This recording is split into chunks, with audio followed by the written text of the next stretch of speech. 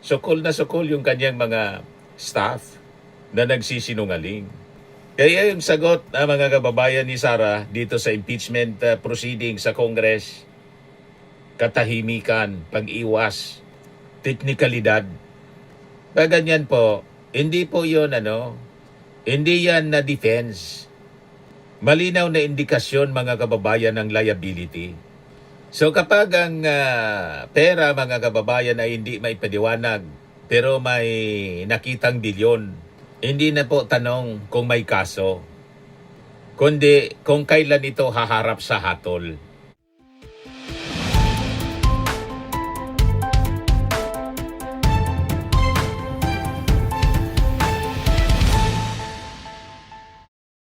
Po mga kababayan, si Dante Maravillas. So ngayong araw na to mga kababayan, nag-resume ng sesyon yung Justice Panel para sa pag-review ng draft committee report on Duterte impeachment complaints. Sabi po ni Justice Chairperson Jinky Luistro, sa kabila ng lahat ng diskusyon natin, ito yung sa kanyang opening statement. Sa kabila ng lahat ng diskusyon natin, may isang bagay na hindi nagbago. Ang upuan, ang bakanting upuan. Sa bawat ebidensya, walang direktang sagot. Sa bawat tanong, walang paliwanag. Naghintay tayo ng salaysay mula sa Vice Presidente. Sa ilalim ng panunumpa, pero ang humarap sa atin, ang tahimik na isang bakanting upuan. Kaya ang upuan ni Sara, na kung saan mga kababayan may mga lumabas na balita sa social media. Ang sabi, may binato ng laptop, binalibagan ng laptop si Sara. Isang abogado daw. Ang duda, mga kababayan, si Michael Pua. Pero hindi man po confirm. Yan lang kumakalat. Sinishare ko lang sa inyo. Siguro, litong-lito na. Baka may mga sinasabing kung anong legal advice si Michael Pua na high blood si Sara. Kasi si Sara mga kababayan, yung natura niya, ayaw pinagsasabihan. Nag-hire pa siya ng mga abogado. 16 na abogado. At isa doon si Michael Pua. Yan ang kumakalat na mga balita ngayon sa social media. Pero hindi man po confirm. But anyway, sabi pa ni Jinky Luistro, if the Vice President Anya is guilty, let the truth convict her. And if she's innocent, let the process clear her. At sabi niya, no need to extend Anya. No need to give one more chance to someone who refuses to attend. Ito yung sinabi ni Luistro sa kanyang opening statement sa pagdinig para kumpirmahin ang committee report sa impeachment complaints laban kay Sara Duterte. Totally ini-ignore ni Sara Duterte, mga kababayan, yung impeachment hearing sa sa Justice Panel. So wini-waive niya yung kanyang karapatan na sumagot. Ayaw niyang sumagot sa mga tanong. Si Jinky po. At sa gitna ng lahat ng ebidensyang ito, sa kabila ng lahat ng diskusyon natin, may isang bagay na hindi nagbago. Ang upuan, ang bakanteng upuan. Sa bawat ebidensya, walang direktang sagot. Sa bawat tanong, walang paliwanag. Naghintay tayo ng salaysay mula sa Vice Presidente sa ilalim ng panunumpa. Pero ang tanging humarap sa atin ay ang tahimik, ang isang bakanteng upuan. Ngunit mapagtatanto natin na meron na pala tayong hawak na ebidensya. Hawak na ang dito. Mula mismo sa kanya. Hindi na natin kailangang tumingin pa sa malayo. We already have a sworn statement. Isang sinumpaang salaysay ang tagal na palang nandito ang kanyang salin. Isang dokumento, siya mismo ang pumirma. Siya ang nanumpa at siya ang nagsumite. At malinaw ang nakasaad doon. Walang cash o cash deposit. Ngayon, itabi natin ang salin na iyon sa lahat ng ebidensyang ating naipon. Doon lumabas ang tanong na hindi na natin matatakasan. Kapag ang sinumpaang dokumento ay nagsabing zero cash, pero ang official report ay nagpapakita ng bilyon-bilyong transaksyon, saan tayo maniniwala? Kaya naman, noong April 29, the Committee on Justice decided that we have seen enough. No need to extend. No need to give one more chance to someone who refuses to attend. Wag na ang beat. Nandun yung sinumpaang salin niya. Hindi magtugma sa dumaloy, in and out, inflows and outflows ng pera. 6.7 billion yung na-detect mga kababayan ng AMLAC. O di ba? Binitag ni Sara Duterte yung kanyang sarili. Hinulog niya sa sarili niyang patibong. Di ba mga kababayan? Kaya sabi po ni Congressman La Union Representative Paulo Ortega, yung 6.7 billion anya, just tip of the iceberg in Sara Duterte hubby's bank accounts. Kung nagugulat tayo sa 6.7 billion, we should understand this is not the full amount. Ito yung nakita lang ng AMLAC under its limited scope. This is just the tip of the iceberg. Anything below the threshold is not automatically reported. Pero kung paulit-ulit ang maliliit na galaw ng pera, those can accumulate into very large amounts na hindi agad makikita sa AMLAC data. So malamang mga kababayan, hindi lang 6.7 billion. Talagang multi-billionaire po. Simpleng multi-billionaire yung mag-asawa. So malinaw na yung na-discovering yaman ni Sara Duterte, pasok na pasok sa plunder. Pero dapat hindi lang si Sara, pati dapat yung kapatid niyang si Pulong. Kasi di ba, kailangang silipin din yon. Remember the 51 billion? Yung pork barrel fund, mga kababayan ni Pulong, kinonfirm mismo ni DPW's Yusek Maria Catalina Cabral. District of Paulo Duterte got 51 billion infra projects during father's term, sabi po ni Cabral. Kaya sa pressure sa kanya mga kababayan, napilitan na lang ito na mag-suicide. So sabi dito sa report ng Inquirer, during the House Infrastructure Committee hearing, Manila Representative Joel Chua first interpellated Cabral specifically about the 2024 report of Politico, which she confirmed that 51 billion was allocated to the District of Representative Duterte in 2020, 2021, and 2022, lamenting that it was a COVID-19 pandemic period. So hindi lang dapat si Sara, may isa pang Duterte, yung kanyang kapatid. So dito muna tayo kay Sara Duterte sa naging findings ng AMLAC at yung issue ng plunder ni Sara Duterte. So kinonfirma mismo mga kababayan ng AMLAC noong April 2026.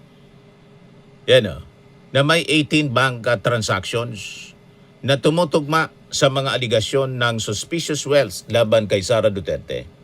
Ang mga transaksyon ito ay parte na ngayon ng ebidensya sa impeachment complaint.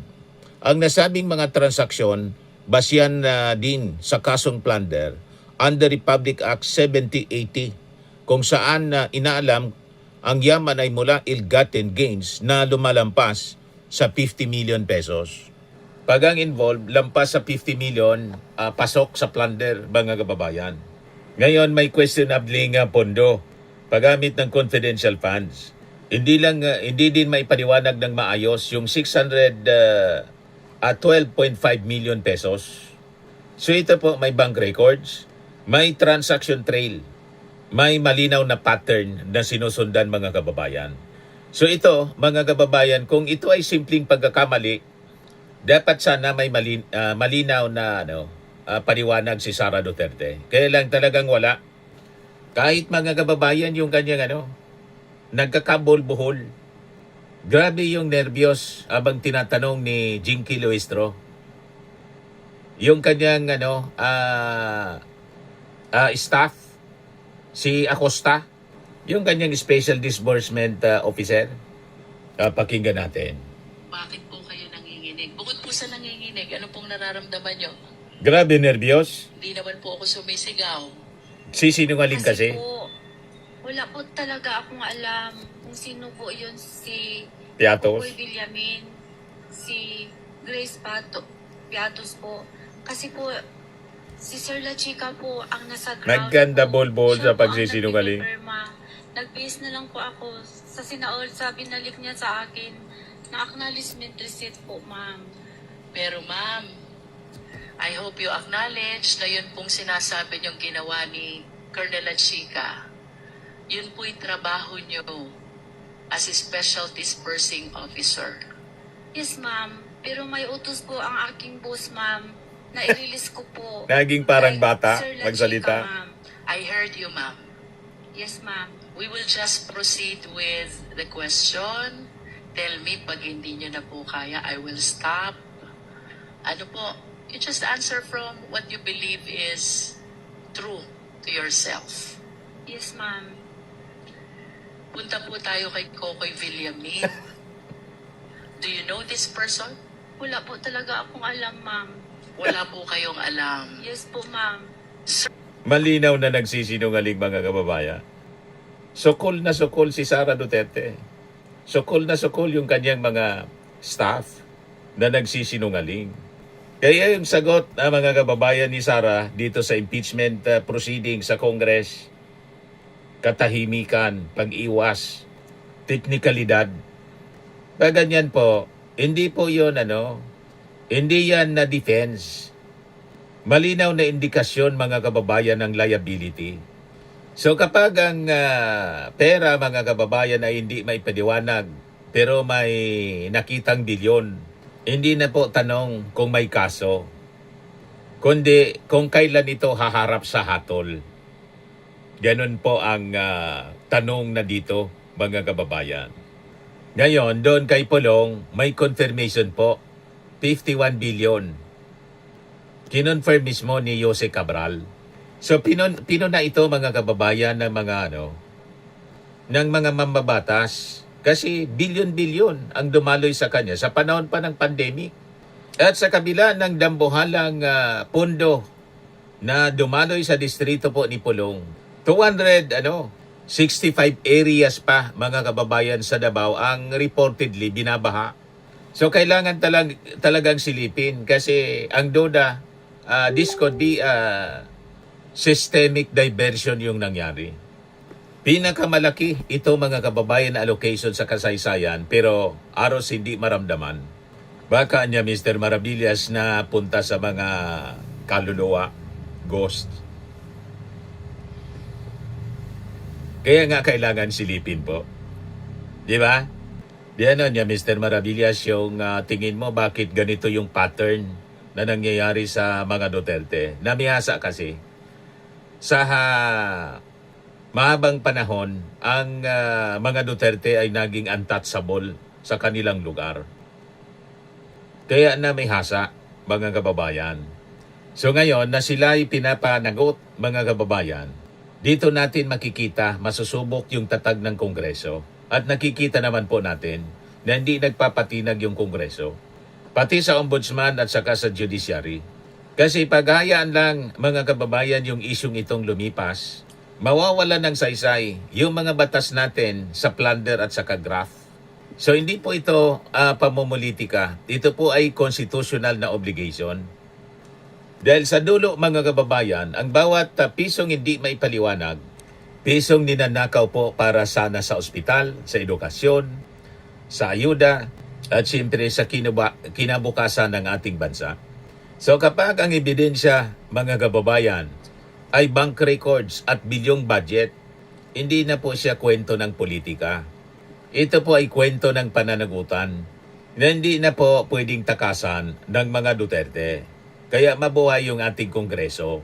Ituloy natin yung opening statement ni Jinky. Noong April 29, the Committee on Justice decided that we have seen enough. No need to extend. No need to give one more chance to someone who refuses to attend. Sabi nga ni Congressman Percy Sendanya, hindi na kailangan ng makeup class ang laging nagkakating class. By a unanimous vote, this committee found probable cause to impeach Vice President Sara Z. Duterte for culpable violation of the Constitution, bribery, graft and corruption, other high crimes, and betrayal of public trust. That brings us to today. Ngayon, May 4. Kukumpirmahin natin kung anuman ang mga nangyari noong nakaraan sa pamamagitan ng isang committee report. We are therefore here to finalize the committee report along with the attached resolution setting forth the articles of impeachment. Our task is to approve these documents and transmit everything to the plenary. This is our mandate under the rules. Tayo ang Committee on Justice. Bukod tangi ang komiting ito dahil sa buong listahan ng mga komite sa Kongreso, tayo lamang ang tanging binanggit at binigyan ng partikular na mandato ng ating konstitusyon. We were given that name for a reason. Today, we hope we have lived up to that name, Committee on Justice. Para sa hustisya, sana naibigay natin ang hustisya sa mga complainant. Hustisya sa Vice Presidente sa pamamagitan ng tamang proseso. At higit sa lahat, hustisya sa sambayanang Pilipino. Sana ay panindigan natin ang pangalan ng committee natin. But more than that, I want to take a moment to acknowledge the people behind this work. Hindi biro ang pinagdaanan nating lahat, lalo na ang kapal ng mga dokumentong binasa at sinuri natin. So yan ang bahagi mga kababayan ng opening statement ni Jinky Luistro. So ito na yung latest House Justice Panel o case articles of impeachment versus Sara Duterte. During the Committee on Justice hearing, ngayong araw, Deputy Speaker David Suarez moved to approve the amended report which also contains the articles of impeachment against the Vice President. Committee Chairperson in Batangas, Representative Luistro asked for a nominal vote even if the report was unanimously approved. According to Luistro, 55 out of 55 members present voted in favor of the approval of the committee report. Walang kumontra. Lahat bumoto mga kababayan. Jay Suarez. Ito na So po. far as we have acted on all the proposed amendments of our colleagues, again, I move for the approval of the committee report, the attached resolution setting forth the articles of impeachment against the Vice President Sara Z. Duterte as amended. So moved, Madam Chair. Second, Madam Chair. There is a motion to approve the committee report with the attached resolution setting forth the articles of impeachment against the Vice President as amended. The same has been seconded. Is there any objection? Madam Chair, just a bit of an amendment to the motion. What's the pleasure of the Honorable De Lima? Can we add with the attached articles of impeachment? We Because- are following the wordings of the rules of impeachment, Yes, which we says attach- setting forth the the articles of articles of impeachment. impeachment. So no need to specify with the attached. I don't articles think of it is impeachment. needed. Thank you. We're following verbatim what is provided in the rules of impeachment. Is there any objection? Hearing none, then it means that this is unanimously approved. But again, for purposes of accuracy of the record, may I request the justice members present to raise their hand to show support in the approval of the committee report, the attached resolution setting forth the articles of impeachment as amended. Please raise your right hand. Unanimous ba? 55-55. Present lahat sila, oh. Yan yung naging butuhan, mga kababayan.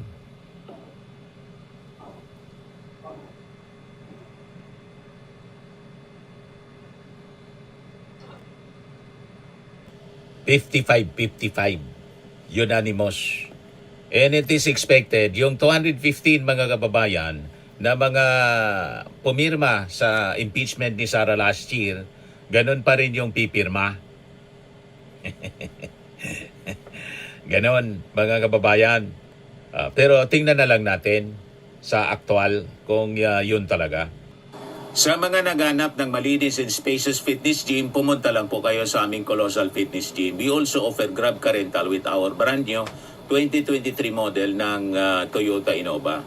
We also accept booking for those who are planning to travel via PAL, Cebu Pacific, and other airline companies, local and international, and bills payment for Meralco Bills, PLDT, Aleco Bills, etc. Ang Colossal Fitness Gym is located at 3rd floor Security Bank Building, Landco Business Park, Legazpi City, Albay. For inquiries, look for Chilon Maravillas. Contact number 0966-802-0949. Yan yung aming Innova. Lagi na pong matao sa amin. Pati mga foreigners po, tingnan ninyo. Mga British tourists sila. Ang lalaki ng katawan na, mga kababayan, nag-gym sa amin. Ito naman po, Indian National. Ito mga mga European sila. Ito naman yung bago naming product na binibenta online, iGlow Serum. Whitening po siya galing sa South Korea. Tingnan ninyo yung epekto sa aking anak na architect entrepreneur, Riz Maravillas. For inquiries, look for Riz Maravillas on FB. Ito naman po, Firmax Firming and Lifting Cream, pinapahid sa mga pulses in other affected area. Mainam po ito sa mga pains at paninigas ng mga kasukasuan. Ito po, Automax Radiant Serum. Sa mukha naman yung application. Anti-aging po siya. You will look 10 years younger than your age. Ito naman po yung bagong product naming binibenta online. I am worldwide amazing pure organic barley powdered drink mix from Australia. Mainam po ito sa mga cancer patients. Tulad po nitong ovarian cancer survivor. Si Yolitan, sabi po niya, barley did not just save my life, it gave me a new life. In 2019, Yoli faced the fight of her life. Through surgery and harsh chemotherapy, I am a worldwide amazing pure organic barley became her source of strength. It boosted her immune system when she needed it most and gave her the energy to keep going. 100% organic siya, immune system booster and trusted by survivors. For your inquiries and orders, dumiretso na lang kayo sa aking anak na architect entrepreneur Riz Maravillas. Sa mga mahilig naman po sa mga imported bags and wallets, dumiretso na lang kayo kay Ma'am Eileen Rosales, Eileen Closet po, nakabase siya sa Amerika.